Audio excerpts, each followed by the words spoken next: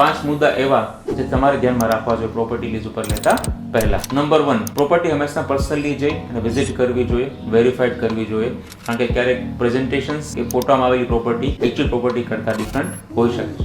જે નામના ડોક્યુમેન્ટ હોય એ જ નામનું આપણે નોટરાઇઝ એગ્રીમેન્ટ કે રજિસ્ટર એગ્રીમેન્ટ કરવો એડવાઇઝેબલ છે. પોઈન્ટ નંબર 3, તમે જે ફાઇનાન્શિયલ ટ્રાન્ઝેક્શન કરો છો પ્રોપર્ટી ઓનર જોડે એ ખાસ એશ્યોર કરવું કે વેલ રેકોર્ડેડ હોય, એટલે કે આપણે જે ડિપોઝિટ આપેલી છે એ એગ્રીમેન્ટમાં પણ મેન્શન હોવી જોઈએ અને શક્ય હોય ત્યાં સુધી બધા ટ્રાન્ઝેક્શન્સ આપણે બેંક દ્વારા કરવા જોઈએ, એટલે કે આરટીજીએસ કે ચેક દ્વારા કરવા જોઈએ. પોઈન્ટ નંબર 4, જે તમારે મ્યુચ્યુઅલી ડિસ્કસ કરેલા બધા જે ટર્મ્સ એન્ડ કન્ડિશન છે એ મેક શ્યોર કરવું કે લીઝ એગ્રીમેન્ટમાં ઈ જ પોઈન્ટ બધા કન્ટિન્યુ કેરી ફોરવર્ડ થયેલા છે, એમાં કશી ભૂલ નથી એ ખાસ ચેક કરવું અને એકવાર નહીં 2 વાર રેન્ટલ એગ્રીમેન્ટ વાંચી લેવો અને શક્ય હોય તો આપણા ફેમિલી એડવોકેટને એકવાર એગ્રીમેન્ટ જરૂરથી વંચાવી દેવો. પોઈન્ટ નંબર 5, એક છે રેન્ટ ફ્રી પીરિયડ અને એક છે જીએસટી. આ બંને વસ્તુની ક્લેરિટી ડે 1 થી કરી લેવી જોઈએ.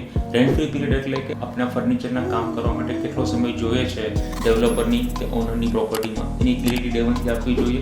અને જીએસટીમાં એપ્લિકેબલ છો કે નહીં એની પણ ક્લેરિટી આપણે એડવાન્સમાં આપી દેવી જોઈએ, જેથી કરીને પાછળથી કોઈ કન્ફ્યુઝન ન થાય. તો આ જ પ્રકારની ઇન્ફોર્મેશન અપડેટ લેવા માટે મને સોશિયલ મીડિયા પર ફોલો કરવાનું ભૂલશો નહીં. નીચે આપેલા નંબર પર આપ મને ફોન કે વોટ્સઅપ પણ કરી શકો છો. Thank you. તમારો કમલ.